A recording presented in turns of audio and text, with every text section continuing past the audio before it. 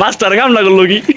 আসসালামু আলাইকুম সবাইকে, কি অবস্থা সবার? আজকের ব্লগে মূলত দেখবেন কিভাবে করে আমরা টিকিট খেলি। দিনটা আসলে শুক্রবার ছাড়া তেমন একটা সময় আমরা কেউই পাই না, কিন্তু ওর আগে চলতেছে পেয়ারা পায়রা খাওয়ার এক প্রতিযোগিতা। এদিকে বাচ্চাকার পেয়ারা সোহান নিয়ে দৌড় দিছে, যার জন্য বাচ্চাকে হাই হুতা শুরু করছে। হ্যাঁ দাও তুমি দাও। যাক মেলাহান পরে বাচ্চাকে হ্যাঁ পেয়ারা পাইছি, খা গেন্দা খা, দেইস আবার পোহা আছে সেই স্বাদ বলে পেয়ারা।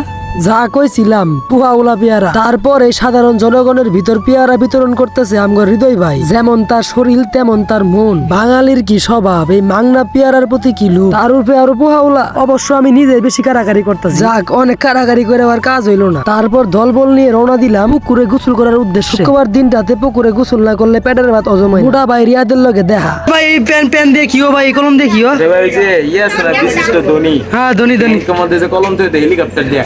এই হেলিকপ্টার গেছে সেটা বইরে গেছে গা। এই মোবাইলের দাম কত ভাই? দেখি একটু মোবাইলে দেখি। আমি তো কবা পড়েছি ফোন বন্ধ আর নাকি। এই মোবাইলের মালিক টাকা রাই ভাই। আমি না। এই ভাই মোটা ভাইটা। দিয়া। আসসালামু আলাইকুম সবাই, কেমন আছেন? আমরা দিদি ব্লগ।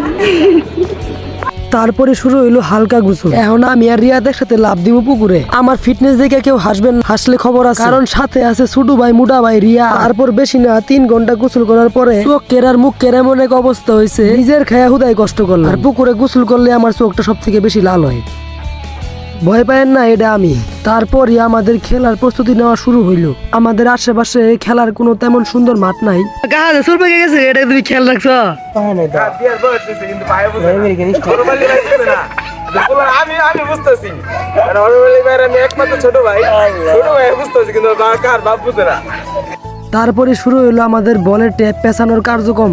এই কাজে সব থেকে বেশি এক্সপার্ট আমাদের এলাকার বড় ভাই সাইদ ভাই। তারপরে আছে আমার কাকা বাচ্চু কাকা। অনেক সুন্দর করে তারা বলটার উপরে ট্যাপ পেছাইতেছে। বলটা যাতে ডিম না হয়ে যায় জন্য হাতে নিয়ে গুড়া পিঠার মতো ডলতাছে।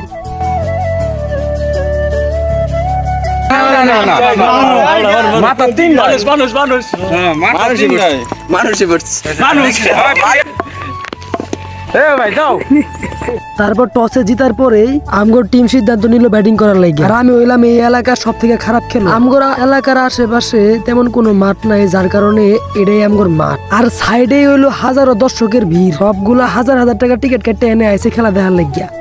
এখন খেলা শুরু, আর ব্যাটিং করতেছে আমার টিম, আর আমার নামাবো সবার লাস্টে। জন লাগে 1 বলে 2। আর এই হইলো আমার খেলার অবস্থা। 4 বলে 0 রানে আমার ওভার শেষ।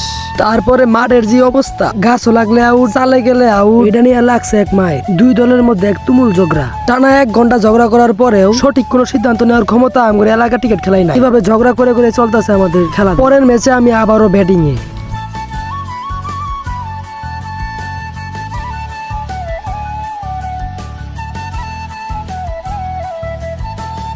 আর কিছুক্ষণ পর বল যে কই হারাই যায়, মনে হয় বল খুঁজতাছি না তো আলাদিনের চেরাগ খুঁজতাছি।